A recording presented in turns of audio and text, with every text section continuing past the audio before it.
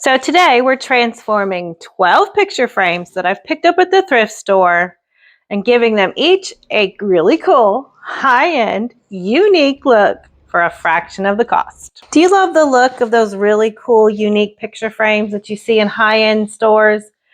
But goodness, when you see the price tag, it almost takes your breath away. Me too.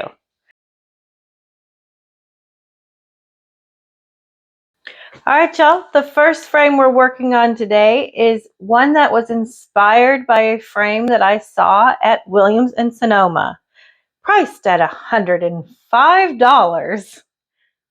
Yikes, y'all.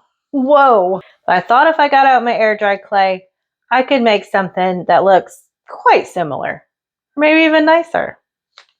So we're going to take the frame first. This is a frame I've actually had around for a while, but it was thrifted to begin with.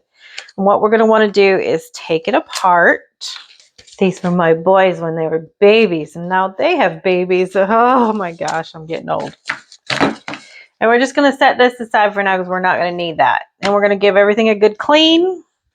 Give it a little white lightning.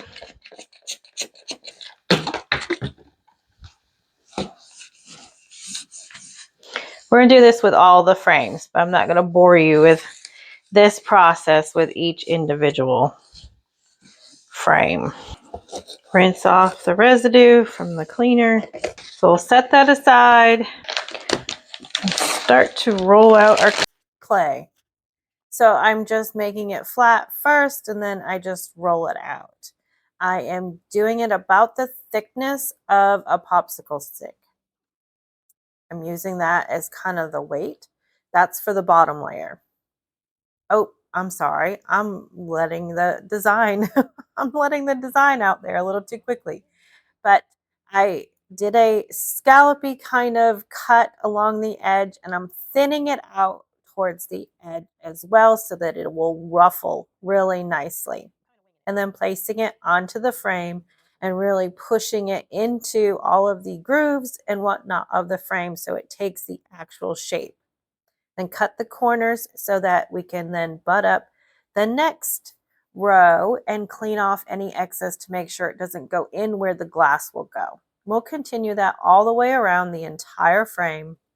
I also added some, not lines cut all the way through, but just some lines. That helps it to ruffle as well as what I'm actually trying to create. I'll show you here in a second. It looks similar to that ruffly coral, if you've ever seen that.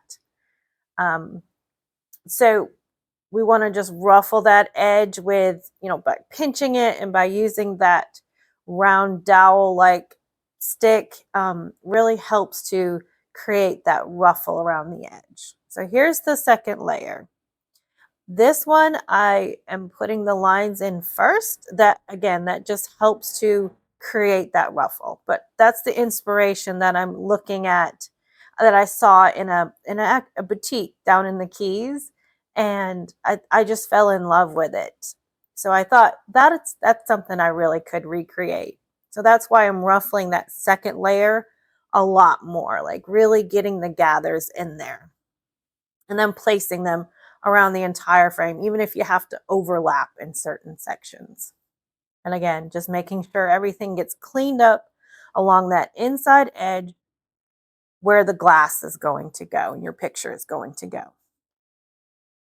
And then let that dry overnight at least. I let it dry at least a couple of days.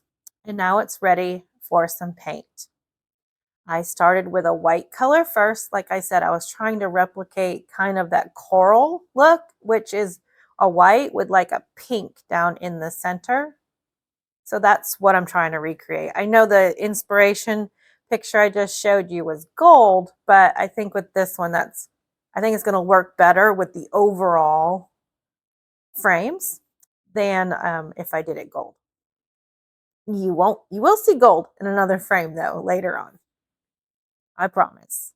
So I'm just starting down at the very inside with the darker pink and then blending it out with the white afterwards.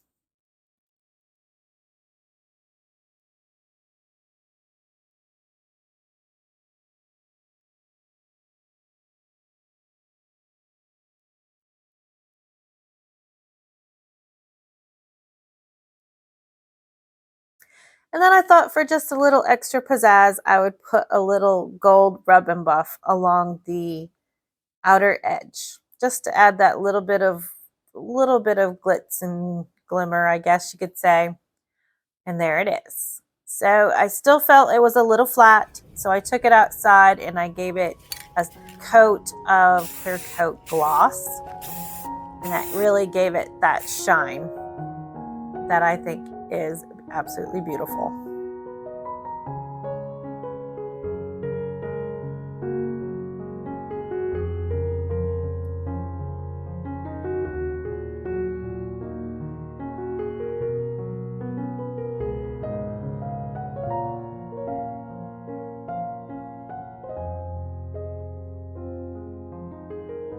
And for this next frame, we're going to take some molds and some more air dry clay and an 8x10 frame, and we're going to create a really cool antique looking frame, but I'm going to modernize it a little bit with some color. Now this frame has been inspired from a frame from Anthropologie with a price tag of $68. So what we'll do is take our mold, and my idea was at first I was going to take just the center section, and the awesome part about using clay is I can cut it up and only use little sections of this mold. I don't have to do the whole thing. But I think what I'm going to do is take it like this, put this whole thing from here to here across the top. And because it's clay, you can mold it, let it come down like this and kind of flatten out. And then take this section of the mold and wrap them around the corners, how the corners were in the picture. Or I might do that center section. Yeah, actually, I think I might just take the center section and do that in the corners. So let's get some clay out. So we start by pressing the clay into the mold really firmly. You want to get it stuck down into all of the grooves. And then you're just going to go ahead and gently pop it out. There's no need. This is a redesign with Prima mold, and I don't have any issues with pressing clay into it and not putting cornstarch down or powder or anything like that first. It works and comes out perfectly every time with just pressing the air dry clay into the mold. So after that, we just applied some glue and then pressing it down into the frame. We want it to mold right to the frame as if it was part of the frame itself. So see where I'm just trying to make sure that we get it nice and flat so that it sits onto the frame nicely. And then you're just cleaning off all the edges. You don't want to leave a big rim around the design, because then that's just more you have to deal with after. So get it off while it's still in the mold. I'm using some Gorilla wood glue. It's what I use for pretty much all my projects.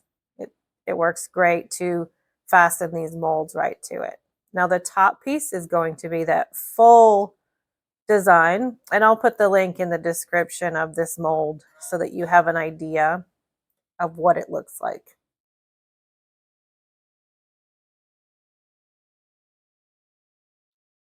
You want to be very gentle to make sure we don't break off any pieces. But if any do break off, you can add some to it. But also what I noticed is as pieces kind of broke or kind of disjointed a little bit, it kind of adds to that antique feel. So once we get it all pressed down in there, I kind of want the back to lay flat, and then we're going to let it dry again overnight or a day or two until it's nice and dry. And then we'll paint it. And that's where I'm adding the modern with the hot pink color. So my family room is that dark, dark teal, this hot pink, gold with some warm wood tones mixed in there. You want to make sure you're getting into all the cracks and crevices and paint the entire thing. I put 2 coats on and I let that dry and then put a coat of clear coat over the top. let it dry, and it was ready to go. I just love it. It's absolutely gorgeous. It has that touch of modern with the bright color, but it looks like an actual antique plastered frame. Absolutely gorgeous. And fun fact, that little silhouette was taken of me when I was like 4 or 5 years old at Disney World. That's almost 50 years ago, by the way. Anyhow, I love it. It's gorgeous. This is part of my family room makeover series. I'm going to take you step by step through each section of the refresh that I'm doing right now in this family room. We might be painting, we might be refinishing a couple pieces of furniture, and we might be doing a really cool gallery wall. So make sure you stay tuned and hit that subscribe button so you don't miss any of the videos in this series. Since the rest of these frames have to be all painted, they're going to need a white background regardless. They're different types of painting, all different techniques, doesn't matter. They're all going to need to be painted white. So I'm going to prep them all out at once and then take them outside and spray them with my sprayer. This little guy, I may have been had a little bit. I paid $2.99 for it at Goodwill, and it was only a $3 frame. Y'all, really? I paid full price for a used frame. It's the principle, right? It's still considerably less of a price than the $120 Mackenzie Childs frame that this is inspired by. Basically, we need a frame, we need a pencil, we need a ruler to map out the grid, and then we just paint in the blocks. Easy as that. So since this already had lines or grooves in the frame, I use that as the basis to where I mapped out the other grid pattern, and then I'm just marking which ones are actually going to be painted, because once you start painting, you can get kind of off track and then you don't want two of them together, especially when you're going around the frame the way that I'm going to. I'm using an angled brush and I keep it damp so that the paint stays flowing. I'm using some Dixie Belle paint, so it's a chalk-based paint, and it will dry out very quickly, so you want to keep that brush damp just to keep that paint flowing. It's a little bit tedious, but I don't know, to me it just kind of is calming because it's so repetitive. And I just put on some music or even a podcast or something and listen to it and paint away. It's kind of like a crocheting or knitting or anything else like that. It's just that repetitive motion.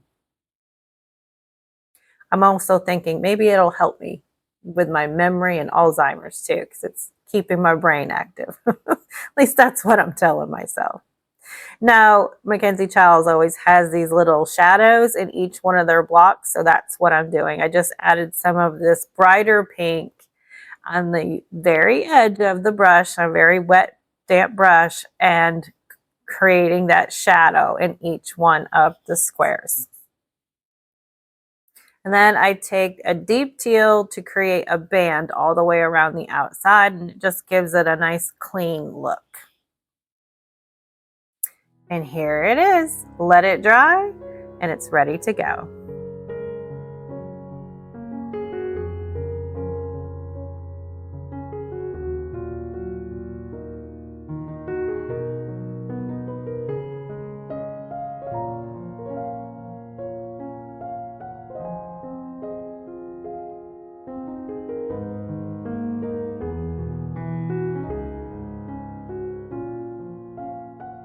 For this frame, I really wanted a floral look, and I was inspired by a $120 frame from the website Elements by Kate Spienza.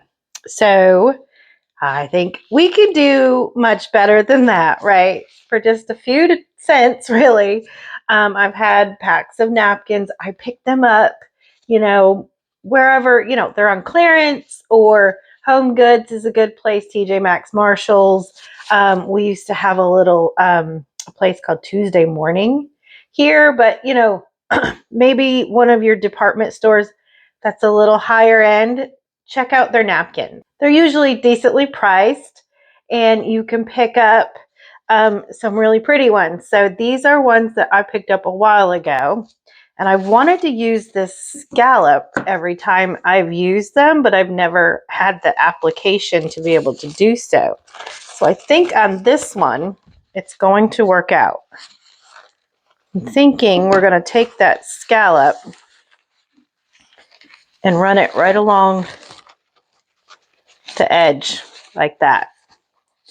And then curl this back up and over. I think that'll be really pretty. What do you think? Do you like it? There'll mean some cutting, but that's fine. I'm okay with that. Well, so I'll need to like cut this into strips instead of, you know, decoupaging the whole thing. And I'll probably need more of the napkin, but I think it'll be worth it. So let's get cutting. So I'm cutting a section about maybe 2 inches or maybe 2.5 inches. Just cutting off the ends, basically. I want it wide enough so that it'll wrap up and around each side of the frame. So that's all I'm doing here. And then I'm going to separate the backing from the very front. Usually napkins are 2 to 3 layers, usually 3. Take off the 2 white layers and make sure you have just a colored layer that you're decoupaging. I'm applying Dixie Belle's Clear Coat Satin and using that as a decoupage medium. It's a very thick consistency, but it dries beautifully. So I'm just applying that with an artist brush so that I get a nice thin, even coat. You don't want it too thick because then your paper, your napkin will crumple. And then I cut the strips at a 45-degree angle on each corner. And they're going to overlap just a little bit. And I just couldn't get around that. And that's okay. I think anyways. It doesn't bother me. But if it bothered you, you could do, you could kind of tear it. When you tear napkins and when you're decoupaging, they blend together a little better and don't give you that harsh line. You just want to bring it up and over on the inside of the frame as well, making sure you don't tear. As you're turning it, be very careful where your fingers are going, because I just spun it on my finger. Doggone it. Like I said, a good thing about decoupage paper, you can kind of just put a piece in there. Okay, now we'll let it dry and I'll determine then if I need to put a top coat on here or not. But what I love about using the Clear Coat Satin from Dixie Belle is that it's not tacky. It dries very quickly. It dries fairly quickly. It's not tacky, and it doesn't give you an overly shiny finish, which I like. So let's let it dry and we'll come back to it. I did not need to put a top coat on. I like the way that it came out. It has a nice matte finish, but it doesn't look like paper. It just looks like it's, you know, molded right into the pottery, I guess you would say. It's absolutely gorgeous. I love decoupage. It's so fun, especially when you get a fun napkin. So with this frame, we're going to take this faux grass cloth wallpaper that is paintable, and we are going to apply that to the frame. This is inspired by a Pottery Barn frame that is $79. So let's see, can we do it for a fraction of that? I think so. Especially since I already had the wallpaper on hand. So this is pre-pasted, but we're not going to use it. I don't think I'm going to use it pre-pasted because it gets really thick and gummy. I made a I made a complete mess of my dining or my breakfast nook area, which that video will be coming probably after the holidays, because I have some wallpaper repair that we have to do in there. But hey, that's something you can learn along with me. So make sure you hit that subscribe button so you don't miss a video, because I got lots of stuff coming up with that. We're going to do some fun things with that wallpaper and the rest of that breakfast nook. So be sure to subscribe so you don't miss the next series. So the first thing I want to do is just trace around the edge of the entire frame, the inside where the picture and glass is, and all the way around the outside. Then I'll take a ruler and I'll add another 2 inches around the outside of that. And that's what I'm going to cut off. So I make sure I have plenty of paper to wrap around the entire frame. I poked a hole in the middle and then cut at a diagonal all the way to the very bitty corner, and then took it outside and applied 2 coats of spray adhesive to both the frame and the back of the paper. Then we're ready to put it in place very carefully. That's where that tracing come in handy, because I knew exactly where to put it. But it is permanent once you do place it down and press it into the frame. I'm going to flip it over and rub it with the back of my hand or the heel of my hand to really press it and mold it into the frame so that the two become one, as if that was the way it was supposed to be, the way that the frame was designed from the beginning. Then we're going to flip it up and over the edges, and we're going to wrap it like a Christmas present. We're going to remove whatever bulk we can in the corners so that it lays nice and flat and you don't see minimal seams. You want minimal amount of seams as possible. And you're going to do the same thing on the inside of the frame, but you're going to remove as much as you can so that there's too much bulk for the glass to be placed back in there. And we're ready to go. Just pressing everything down, making sure everything is firmly in place and it's ready for paint. So I'm starting with a lighter color first. I'm using a color called Tide Pool. It's an all-in-one paint, so we won't have to put a sealer on afterwards. But I'm wanting that lighter color first so that the texture shows through when we put a darker color over the top. Really want to highlight the texture of that grass cloth. So I'm using a dark teal that will be a nice contrast to the lighter teal that's underneath. And then I watered that down a bit so it's more like a wash. So that's why I'm wiping it back. But I found that it was much too light. So the second coat that I put on, I did not water it down as much.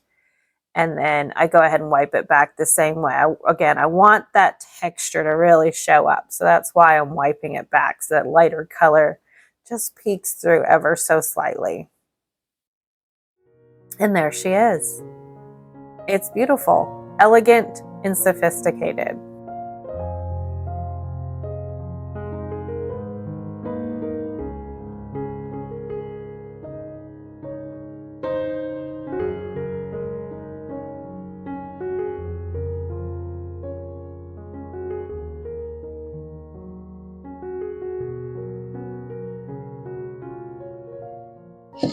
All right, for my next frame, we're doing a 5x7 frame that was inspired from an Anthropologie frame, again, and it is priced at $38. When you look at the price of some of these other frames, the Anthropologie don't feel so out of reach anymore. But still, if I was to buy all these frames together, yeah, I need to take out another mortgage. That's craziness.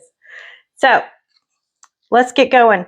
We're going to do the same process with this that we did with the wallpaper.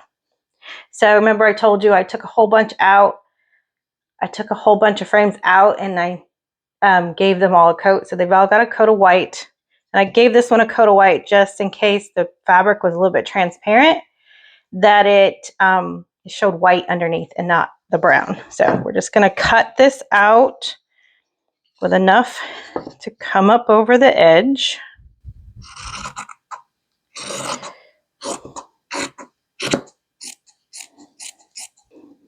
Here we go, got the chalk. Just stole some from my grandkids' stash.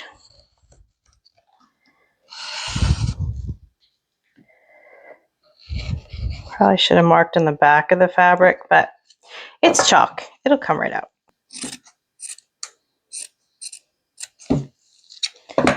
There we go.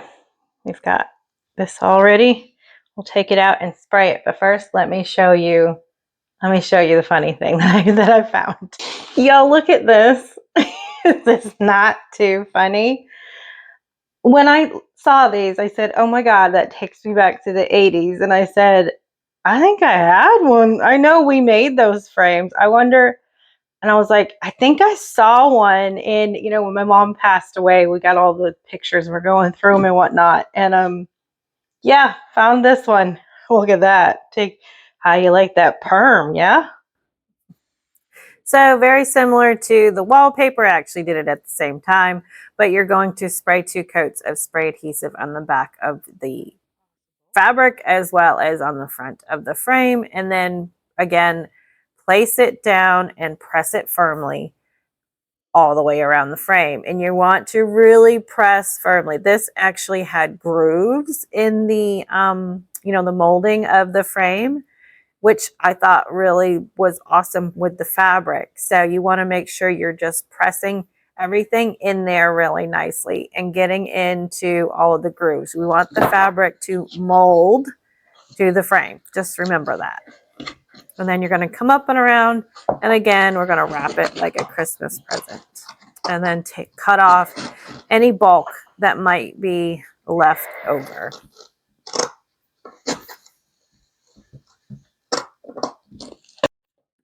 And there it is. Super easy, super fun. It could be very elegant. It could be a really fun fabric depending on what you chose. But I love it. Absolutely love it.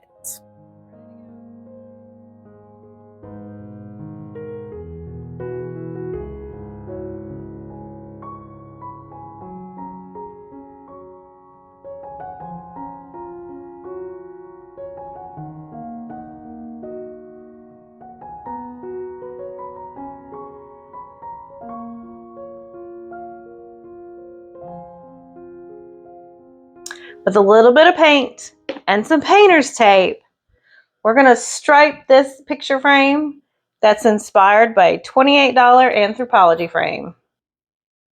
I'm actually using washi tape because it's much narrower so that I can get really narrow, crisp lines around the edge of this frame. The wider painter's tape was just too wide and too bulky. You wouldn't even really see a stripe when you're done. But basically, to do stripes, you're going to place one down very straight along the edge, and then you're going to place one right directly next to it. And then afterwards, where you want the paint to be, you're going to pull those strips of tape back up again.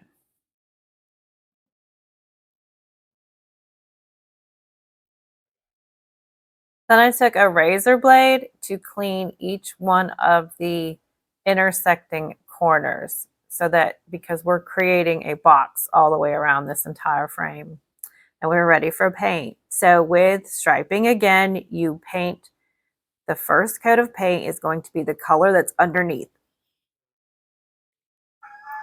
So that if it happens to bleed through, it bleeds through the color of the underneath and you don't see it. Then once that is dry, you go ahead and I'm applying the darker color, the dark teal. And I'm just going to put it everywhere that I want the paint to be and not the tape.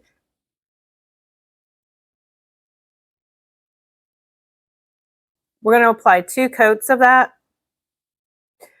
so that it gets a really nice, deep, dark color.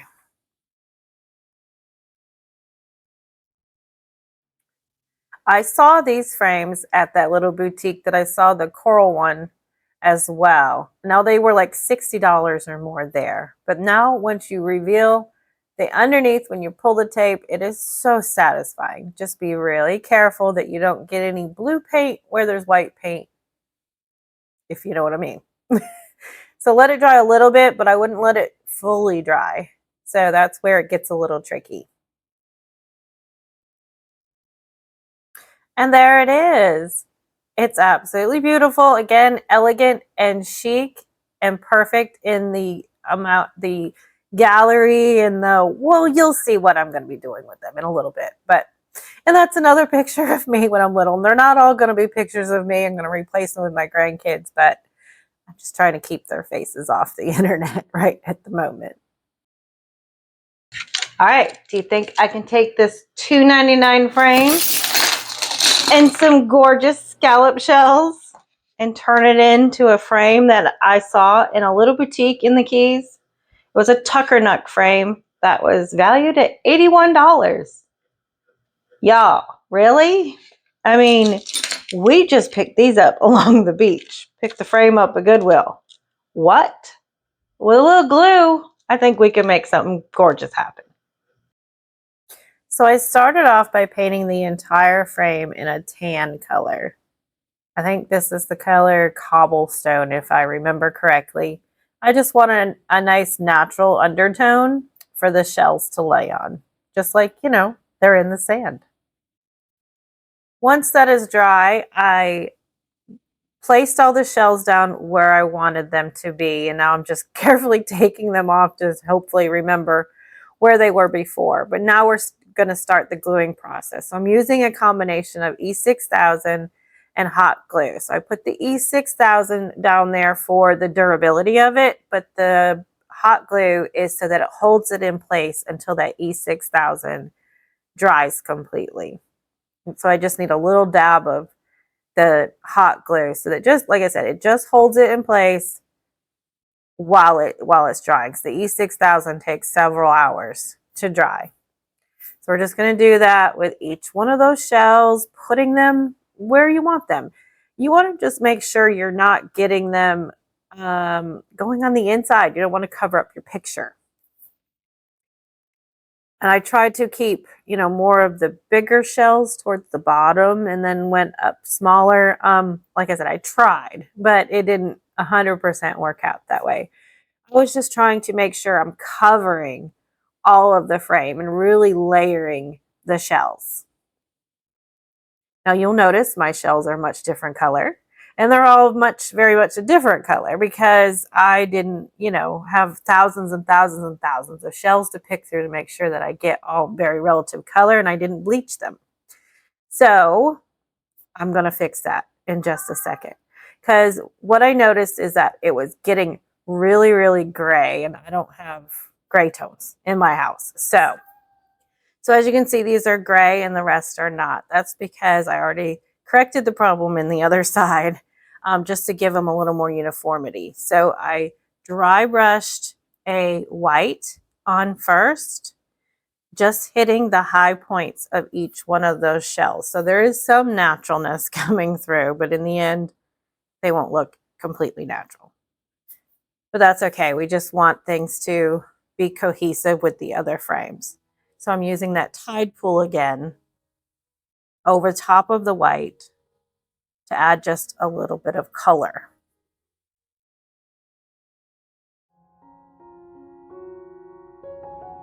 And here's a picture of my baby. I'm sure he'd love to hear that. He's 23 now, much larger. But I love the frame. I think it's going to look great with the other frames in the area that I'm putting them. It's just a little bit of coastal. Love it.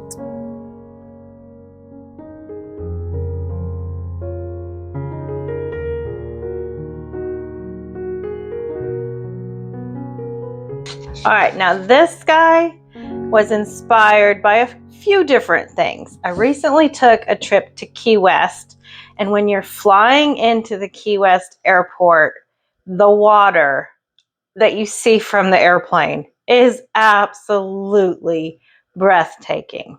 They also had this huge marble-esque mural. I don't know if it was real marble or if it was acrylic or what it was, in the airport that mimicked a lot of what the water looked like. So I've had that image in my mind for a while, and I'm like, I think I could recreate that with a paint pour. So a real marble frame is $84. Y'all, I know it's real marble and all, but $84? There's no way. Anyhow, so we're going to marbleize this frame, and it is going to be gorgeous, and I can't wait. Would y'all look at this? They stuck the price tag right on the front. Please stop doing that. And because this is like paper, it's pulling it up. Like, what in the world, y'all? Ugh, you couldn't have put it on the glass or the back. Why the front? Ugh. So I'm not going to go through the entire paint pour process. I have several videos that I've done that in, and I'll link those below. But basically, you mix your paint with a pouring medium, and then I have the different colors that I am just pouring into one cup. I have some varying shades of blue and a little bit of lime green and some white that I'm just layering in the cup, and then we're just going to dump it out onto the frame. Just trying to get the paint all over the frame as much as you can. Then we're going to lift it up and allow the paint to start to run. One, we want to cover the entire surface of the frame, but it also creates some movement with the colors. And what I was noticing was there's a large section of that dark blue, and I wanted to break that up a little bit, and there wasn't quite as much of the lime green that I would like to kind of show through a little bit. So we're gonna solve that here by just adding a couple of drops of the lime green. And then I'm taking a straw and I'm just blowing it out. And that creates a lot of depth. It also kind of blends some of the colors and then keeps some of the others really vibrant. It allows some of the underlaying colors to really come out, and it really looks cool. And it very much simulates that water that I was seeing as we were pulling into the Key West airport. If you ever get a chance to fly into Key West airport, it is absolutely gorgeous. I highly recommend it. It's right on the water. It's hard to believe that that is part of the United States. It really is. It's absolutely gorgeous. And then I'm just tipping it again to create that movement and getting the colors where I want it. And you just kind of keep tipping it to make sure everything is covered and you're getting the look that you actually want. Once you get it where you want it, you're going to let it dry overnight or a couple of days because it does take quite a while to dry. And since I had so much paint left over, I went ahead and poured it over an ornament that I had because it was Christmas time as I was making this. Didn't quite get it in the center, but we'll figure that out. We'll add something in there. And a vase that I had on hand, I poured it over top of that as well. So I was just having fun. While the paint was flowing, I just let it keep flowing. But there it is. So I didn't tell you, but before I started the pouring process, I added some plastic and whatnot to the back. The back of this frame doesn't actually come out like a normal frame. It's all connected. So I had to cover it with plastic the best I could, but some paint still did kind of dribble over into the inside and was kind of gunked up. So I took a screwdriver and I'm just trying to chisel it out a little bit so that the back actually fits back into the center of the frame. It was a little more matte than I wanted, so I went over it with a gloss clear coat. And there's the other two babies when they were babies. And they're 28 and 25. Oh no, they're 29 and 25. Oh my goodness, already. But I think it's gorgeous, and I think I really got the essence of the inspiration. At least I love it anyways. On this frame, we're going to paint a little folk art design because it was inspired by a $24 Anthropologie frame. Like I said, Anthropologie frames aren't looking so bad right now. I'll have a link to all the Anthropologie frames in the description below. So if you wanted to purchase the real deal, because like I said, they're not too bad, but if you're going to be purchasing several, it could get a little pricey. But if you wanted to add one quick pop, it isn't that bad of a deal. It would make a really nice gift as well. But we're going to do it for a fraction of the cost. So I searched around the internet to look for a really cool folk art type pattern. Of course, it's going to be in my colors, but I wanted to create a scallop all the way around the edge. So I took my ruler and created a border first, and then this is actually just a little cabinet stop, like one of those little bumpers that you have in your kitchen cabinets. I needed something small. You could use a button. You could use any round object you could find. It's a little tedious, but once I got into a rhythm, it went fairly quickly. So I'm just tracing around that little bumper to create the scallop that will go all the way around this frame. But because the frame's so small, you need a smaller scale.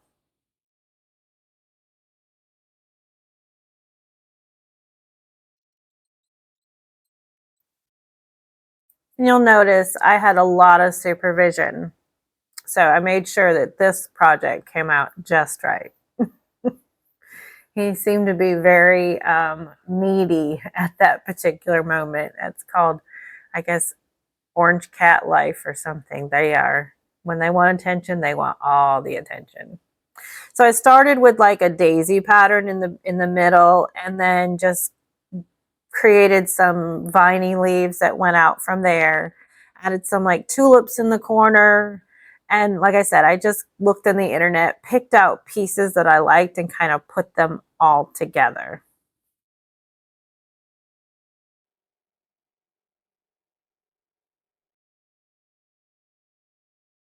He literally sat here pressing his head against my hand until I pet him.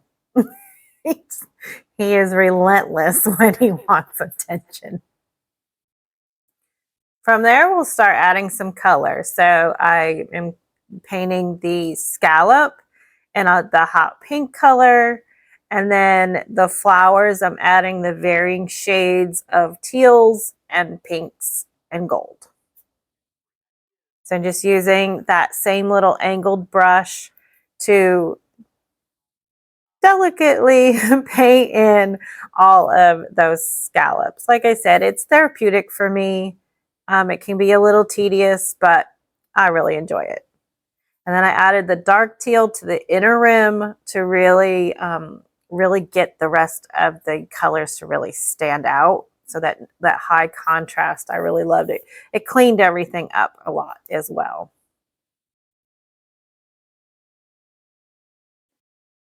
Once all of the flowers were painted in, I went through with a little bit of green just to add that vine with the leaf shapes attached to it. Just filling in everywhere so that it creates a pattern all the way around.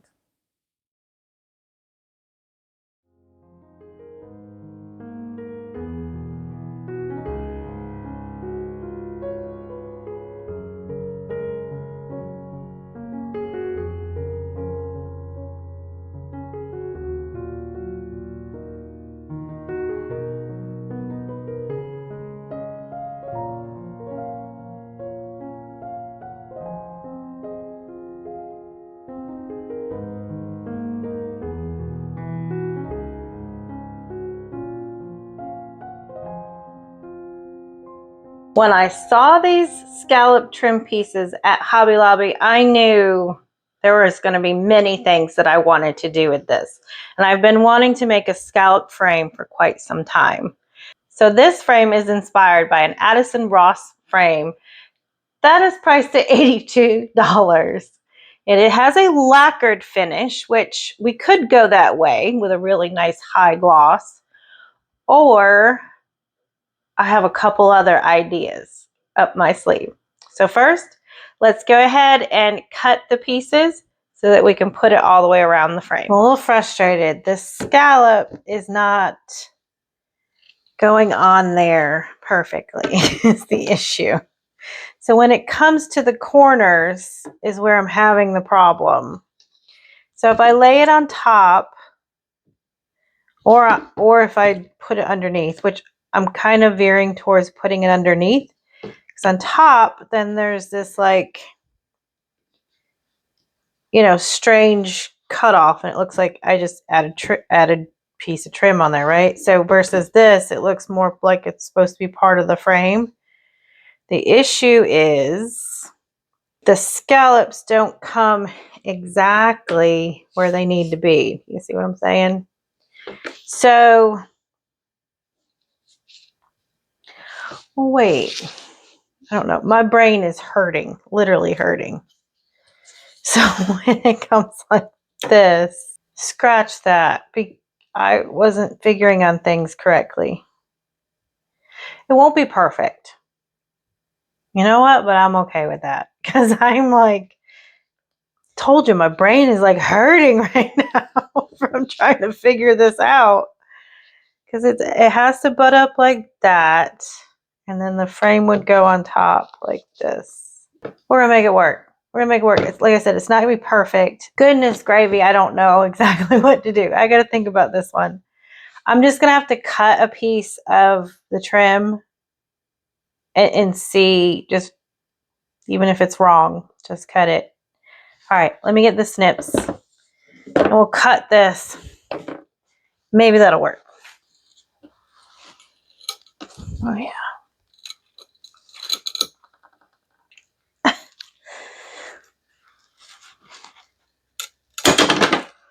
Oh, told y'all this was stressing me out.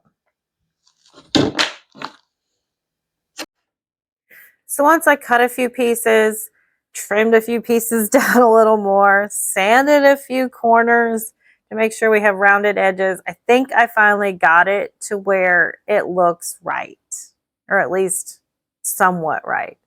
And what I realized is I was going to have to fasten it to the sides of the frame on that very thin edge. So to hold it in place, I put some painter's tape all the way around the back, leaving some hanging out the edge, and that's what will hold it in place. So I took some liquid nails and applied it to the thin section of each little scalloped piece and just pressed it in and let it sit with the tape. Just kept the tape right on it. And it actually held. So I placed each one of those pieces on there and I let it dry overnight. There wasn't much else I could do because I couldn't clamp it. So I was like, how am I going to hold these pieces in place long enough for this glue to dry? And that's the only thing I could come up with. I possibly could have taken some tape and bridged the gap between the frame and the edge of the scallop, but then I feel like the scallop would have bent upwards and that wouldn't have been good. So you want to make sure you clean off anywhere that there's excess of that liquid nails because that's really hard to get off afterwards.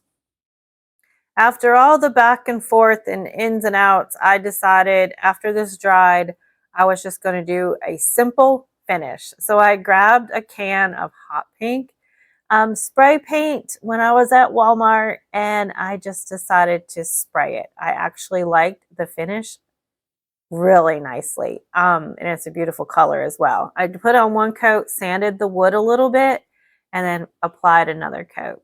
And it isn't too shiny, but it has enough gloss to where it looks high end. I'm loving it. Absolutely loving it. So this is going to get hung on the wall, so I'm just propping it up against the wall right now.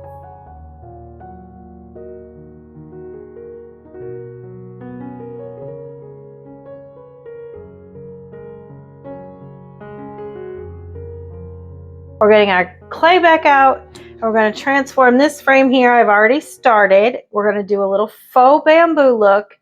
And it is completely inspired from a frame from a website called Hudson and Pine. And it is priced at $50 for a 5x7 frame.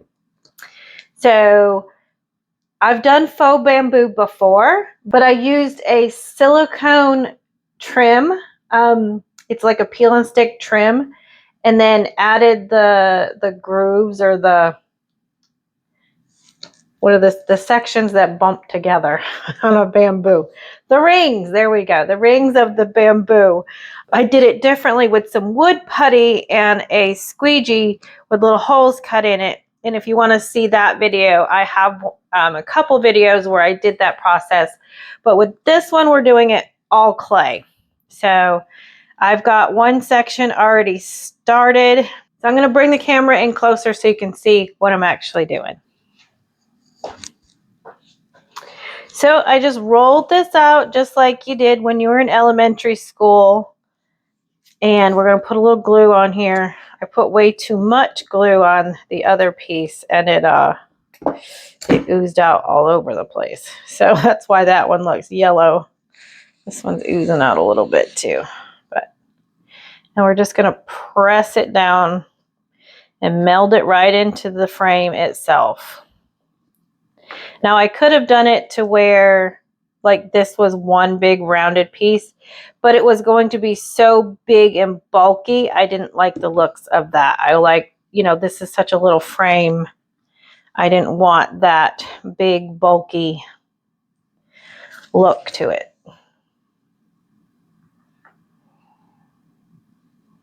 Just using this is just a cheap clay toolkit. I think I picked it up at Walmart. I'll put the link in the description. It's very inexpensive, but it's come in very handy. Now, obviously, metal clay tools would be better. So like I said, I'm just making snakes like you used to do with your Play-Doh.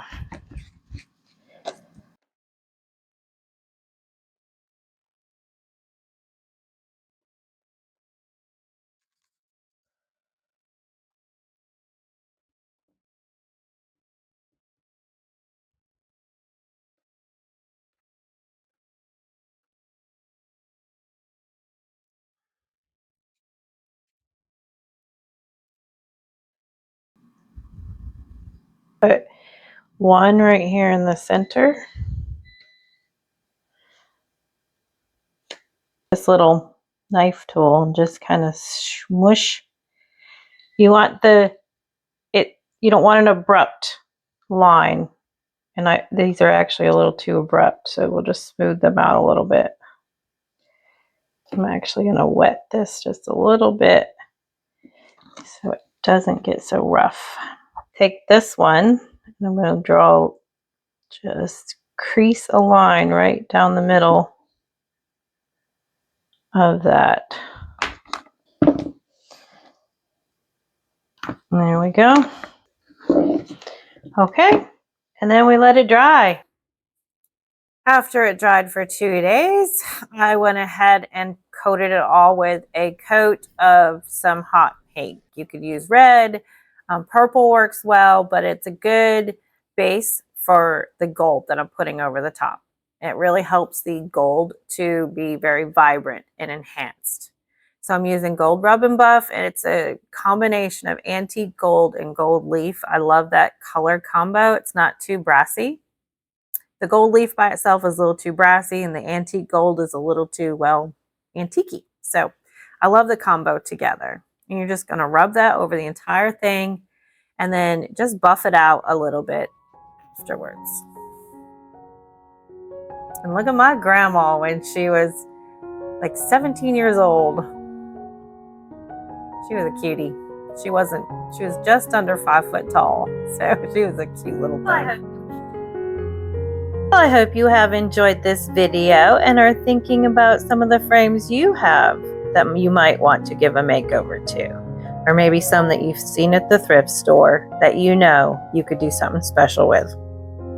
Here's the price breakdown. If I bought all these frames brand new, it would cost me $881. Since I had most of the supplies on hand, there was very minimal that I actually had to buy brand new. The price of the frames were $36, and I estimated what I used out of the supplies that I had to be somewhere around $45. That would be a savings of $800. Now, if I did have to buy, say, the mold brand new, or if I had to buy brand new glue and brand new acrylic paints, add on another $20 or so to that $80. I'm still saving lots of money by doing it myself. And I can customize it all to the color scheme that I want. So I hope that has inspired you to tackle one of these projects. Bye-bye, y'all. I hope to see you in the next one. Hit that subscribe button so you don't miss where I'm actually going to be using these frames in my family room.